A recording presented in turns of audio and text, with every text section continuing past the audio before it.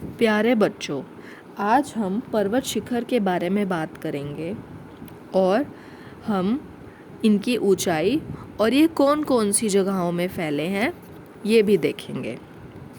तो सबसे पहले हम हिमालय की बात करते हैं। जो ये हिमालय शब्द है ये एक संस्कृत का शब्द है जो कि 2 अक्षरों से बना है, हिम और आलय। यहाँ पर हिम का मतलब बर्फ़ है और आलय का मतलब आश्रय, यानी कि जहाँ हम रहते हैं।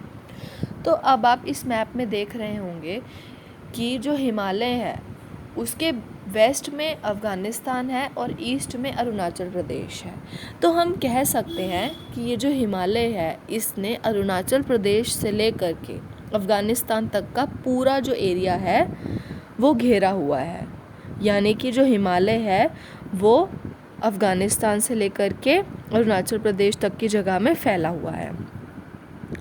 और ये जो हिमालय हैं ये पाकिस्तान, भारत, नेपाल, भूटान, तिब्बत, चाइना, इन सभी जगहों में कहीं ना कहीं पाया जाता है। और अगर हम ऊंची जगहों पे देखें तो यहाँ पर बर्फ़ पूरे साल भर रहती है और निचले भाग में देखें तो वहाँ पर घने जंगल होते हैं और कई प्रकार के जीव जंतु भी पाए जाते हैं। तो अब हम माउंट एवरेस्ट पर आते हैं जो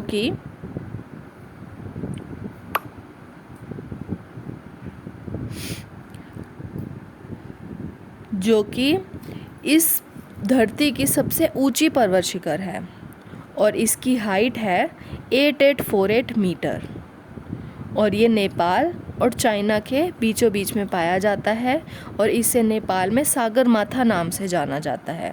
यहाँ पर सागर का अर्थ है समुद्र और माथा का अर्थ है सिर।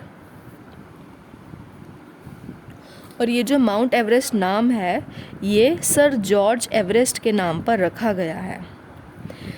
अब हम बात करते हैं माउंट केटू की, जो कि इस विश्व का दूसरा ऊंचा पर्वत शिखर है और हम इसे गॉडविन ऑस्टिन नाम से भी जानते हैं। और ये गिलगिट में पाया जाता है जो कि पाकिस्तान और कश्मीर के आसपास आपको मिलेगा और इसकी हाइट है 8611 मीटर्स। तो ये हमने बात की माउंट केटू की। अब हम बात करते हैं माउंट कंचनजंगा की, जो कि इस विश्व की तीसरी ऊंची चोटी है और भारत की ये सबसे ऊंची चोटी है और इसकी हाइट है 8586 मीटर और ये नेपाल और भारत के सिक्किम के बीचों बीच में पाई जाती है। तो हमने अभी तक 3 ऊंची चोटियों के बारे में बात किया, 3 ऊंची पर्वत शिखर के बारे में बात किया और अब हम बात करेंगे कि जो पर्वतीय इलाका होता है वो कैसा होता है। जो पर्वतीय इलाका होता है वो सीधा नहीं होता, वो बहुत ही घुमावदार होता है और काफ़ी मुश्किल होती है हमें एक जगह से दूसरी जगह जाने में, क्योंकि हमें छोटा सा रास्ता तय करने के लिए काफ़ी घूम कर एक लंबे से रास्ते से जाना पड़ता है। और जो यहाँ पर जो सड़कें बनाई जाती हैं वो पहाड़ों को काट कर बनाई जाती हैं, गोल घुमाव देकर उनको। तो बच्चों, आज हमने देखा पर्वत शिखर के बारे में और हमने रिलेटेड बातें भी जानी। Thank you.